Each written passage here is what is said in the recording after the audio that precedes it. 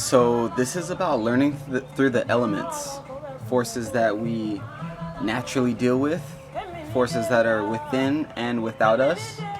You know, we see fire in nature, really associating it with warmth because it's something that we need: fire, water, earth, and air. And you know, if we go without warmth, you know, we get frostbite. You know, you can't live in Antarctica, you're done. You know, so we need warmth. Everyone has a passion inside of them. Everyone can get this burning feeling. We can produce heat. You know, everything that comes out of the body is warm. Any, you know, your saliva, urine, all that. And earth. You know, let's go on. Let's move on to our second element. We are very much like plants. Like, you know, the way that they need to be watered and the way that they need to be sustained is the same way we do. You know, plants can get stressed out, humans can get stressed out. And we're also dealing with air. We need air in our lungs. You know, we need air in our oxygen in our brain. That's things that keep us alive. Just like water, the last but not least, fourth element. And this isn't really in numbers like first, second, third, and fourth, just how I'm naming them. And so when it comes to the water, you know, we need hydration. We need water in our brains. And the body itself produces water organically, absorbable water. And yeah, so these elements are natural forces. They can give life and they can also take life. Any of the elements that I just spoke of can kill you, you know. You can eat a poisonous plant. You know, you could burn to death. You could, you know, drown. You can stop breathing, you know. Or, you know, if air is too intense, like if you were like on a plane or something like that and you put the window down and try to breathe for like, you know, 10 minutes, you know, any of these elements, they're neutral. You know, they give and they take. So this video is really talking about how, got my notes because I don't really want to be looking down on my phone too much. So we're really going to talk about, hold on, let me get in order with this. So we all deal with these elements, regardless if you know your astrological signs and you know your sun, moon, and rising. The most immediate energies that you're dealing with can all be in one element. We all still deal with these elements no matter what. So don't think that it's unique to you if it's just fire or if it's not. You know. So let's start with fire. When we talk about the fire element, let's get into the unhealthy traits first. This is dealing with selfishness, jealousy, and being ungrateful. This is all dealing with fire. Because, for example, with jealousy, if you see someone with more passion than you know, and that makes you jealous, that's your fire element being out of balance. If we're talking about selfishness, more so Aries and Leo, but just the fire element in general deals with this. Because if something is lacking passion, if something is lacking love, or something is lacking excitement, fire beings tend to descend their interest. And depending on how, you know, loving or kind this person is, it could come off rather bold that they don't care about this. But you know, all this has a positive and a negative to it. So we already covered jealousy, we already covered being selfish, and also being ungrateful. Because fire consumes things, and fire is synonymous with experience. So sometimes these beings could feel like they've experienced it already. Oh, I have all the experience, you know. And they could lack being taught because they think they have all the experience. And yes, they might have plenty of experience, but not all of it. So let's move on to water now. So when you're dealing with the water element, in the unhealthy traits that we see from the water element is being moody, being secretive, and also being shy. This all comes from the water element. When we're talking about being shy, a lot of us don't know what it's like to be hypersensitive, to feel so deeply. And kind of think of like a still pond in a river, you know, and the ripple that can be created might be from someone else's negativity or maybe even their own. And to deal with these intense moods consistently, you know, like if you had water in a bottle like my phone, and you know, you drink it, you turn it to the side, it moves that way, turn it upside down, it moves that way. So water is always changing, so it can be moody. And you know, so let's see, let's look at some examples of this. Also being sensitive and being secretive can be very alike in the way that,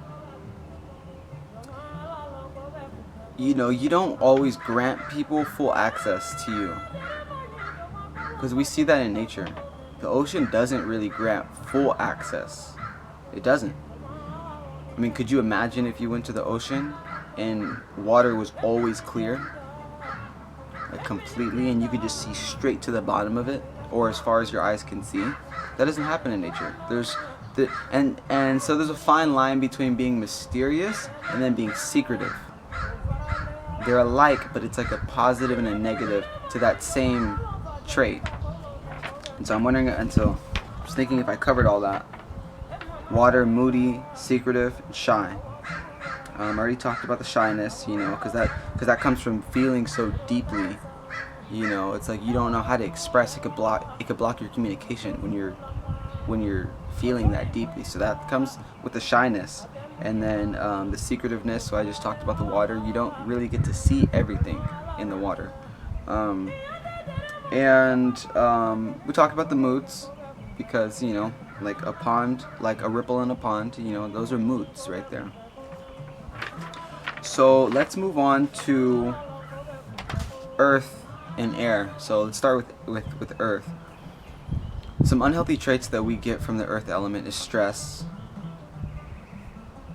density, and materialism. So just like the plants can get stressed, like you could be growing, you know, some leafy greens, and you can stress these plants out. Like people who grow marijuana know that you can stress your plants out and they just won't grow properly. Very much similar to us. Like you can't have someone yelling at you 24/7, you know, because in my experience, I've seen earth being the masculine representation of femininity. And also density. Like being too dense is very similar to being constipated. It's like you're not letting things just flow. You know, you're being too tight, too dense. You know, it can't get through to you. It's like trying to talk spirituality to someone who, you know, only knows 9 to 5 work. Like they're being too dense, like solid, like a rock. You know, and there's a benefit to being, you know, solid and, you know, having firmness, but not when you're being too dense. And then materialism, that one, we all know that one firsthand, especially if you grew up in a so-called first world country. Materialism is everywhere, so we get that from the earth element too. Now moving on to air, this is being overly logical. You know, like let's say you feel like going somewhere and someone's like, why do you feel like going? Why? That's like asking why, like for every question. You're being overly logical. You're not following the feeling. You know, that's what the air element can learn, is how to, that's what they can learn from the water signs and the fire signs, is how to just go with the feeling. Like you don't have to think of something logically for it to be beneficial to you. We're also dealing with confusion. Confusion comes from the air element. Like you can't be meditating in a tornado. Like it's just chaotic, you know. We always appreciate when the winds are calm. Like right now, it's calm right now. Like a minute ago, my paper was kind of blowing all over the place, and all that jazz. So it's like, you know, the winds can stir up some chaos for us when they want, and that's dealing with the air element. And then also being strongly opinionated. That's also an unhealthy trait too, because, you know, we don't need to have overly strong opinions It's lacking openness. Being strongly opinionated is almost the opposite of being open. It's like because your opinions are so strong that you can't receive from others. You know, always wanting to push out, always wanting to give, but can't receive. You know, that's unhealthy in a way, shape, and form itself. So now let's move on to the healthy traits, because you know there's always the good and bad, and you know I don't want anyone to think I'm trying to talk bad about these elements. So when we talk about fire, that's being direct. Like, we appreciate being direct when someone just cuts straight to the chase and there's no, you know, going around in circles just to say something. We all appreciate that. So that is dealing with the fire element, directness. Also being loving, like just heart-centered, just warm. Like, you know, I'm sure all of us have experienced one time or another where we got a response that we weren't expecting and it was loving and it's just so warm. You know, that comes from fire element. They deal with love in that aspect. And then being confident. Like, you know, there's a difference between having to think about what you say and not thinking about what you say, not thinking, you know, like having confident thoughts, having confident words, having confident actions and gestures and movements. You know, not like, like, should I put my arm on this person or should I give them a hug? It's like, no, it's being confident, being direct. That's dealing with the fire element, instinctual, just, you know, running off instinct. And so that's with the fire element. I'll summarize that one more time. Directness, being loving, and being confident. That's dealing with your fire element. And once again, we all have these energies within us. So it doesn't matter if you are a triple Aquarius and, you know, your sun, moon, rising is in Aquarius, Mercury is in Aquarius, all these planets are Aquarius. You still got the fire in you, you still got the water in you, you still got the earth in you. Because I already explained how we could look at it astrologically, but we could also look at it within us too. That's why I explained that in the beginning of the video, that these elements are within us already. And they're natural forces here on Earth, even without us. Even if we went extinct, these elements will still exist. And people would think, how does fire exist in nature? Well, look into dry thunderstorms. Or dry lightning storms, you know. Lightning hits some dry bushes, that'll cause a fire right there in nature. So moving on. Now we got cut off. And I continued to talk for at least 5 minutes. So I got to talking about the healthy traits, and I only started with fire. So moving on, let me get myself situated. So now let's move on to water. The healthy traits of water. This is openness, caring, and sensitivity. And when we talk about being open is good. And my favorite example for this is, for some reason it seems like it always happens in really inland cities that are very dry and kind of deserty. I don't know if anyone's ever been to some East Jesus town, you know, kind of far out, and it seems like everyone there is closed-minded, and it's just like a really, like, just dense place. That's not usually the case with places that are surrounded by water.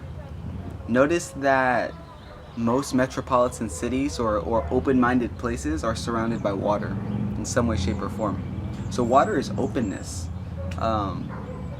And I think that speaks for itself. I don't think I gotta elaborate on that too much. That is the healthy benefit that the water element gives us.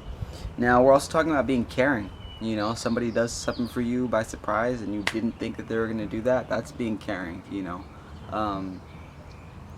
know, someone is willing to listen to you, and you don't want it, and you don't want advice. You just want someone to listen. That's being caring right there. That's dealing with the water element. And also being sensitive. We often mistake being sensitive for like emotional crybabiness, and that's not actually what sensitivity is. Sensitivity is actually receptivity.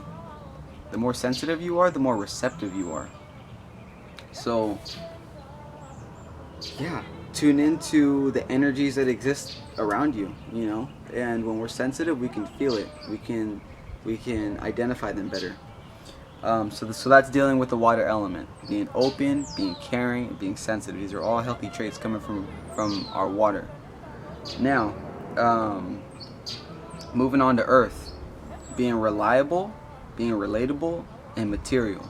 So off the bat, material's good. I'm filming this video off of a camera. That's material. You know, if your car breaks down, you need a new car, you're happy about that. You run out of gas and you get some gasoline, you're happy about that material. Material's not a bad thing. These elements are neutral. They can hurt us and they can help us. And then being relatable is good. I mean, imagine asking a teacher a question and they're just like in their individuality, like, nope, like, you know, you got to figure it out. You know, that's not being relatable. So we appreciate when people give us relatability. That's being relatable is a reflection of exchange, which we find in nature, aka Earth. You know, you put your time in to plant the seeds, and we watch these fruits grow. You know, so that's an exchange. That's being relatable. It's like, oh, you know, I'm gonna relate to you and give back. That's an exchange right there. And then also being reliable, because in that same exact example, and I'll use other ones, when you plant a seed, you are expecting the fruits to grow. That's being reliable, you know, like instead of being all imaginative, which we get from the water element. I didn't get into that as far as the unhealthy traits, but that does come from the water element for sure. And, you know, being reliable, like what's in front of us, what's on the ground, you know, like let's utilize our resources. That's all dealing with the earth element. Reliable, relatable, material. Now moving on to air. Air is knowledge. You know, read a book.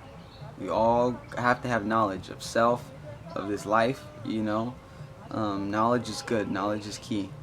And so air is dealing with knowledge, communication, and clarity. So when we talk about communication, it's like, man, we need communication. Like, you know, like, I don't know if you've ever been in, like, for people who drive, if you gotta like switch over lanes and you know you could do it, but everyone's kind of stopped in traffic and you tap your horn, you're like, hey, I need to get over. That's communication. You're utilizing the air element, instead of being self-containing and hoping you could get over by forcing it. No, use communication. And that could play out in so many different scenarios. We're also talking about clarity, because like the weather is, you know, calm right now. It's clear, and you know, having good thoughts, just being clear, it speaks for itself. Like, we all enjoy clarity,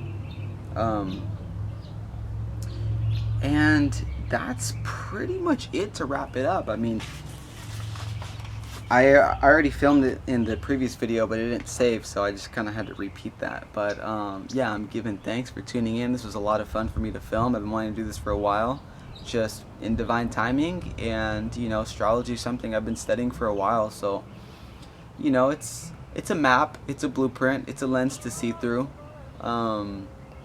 It's not everything.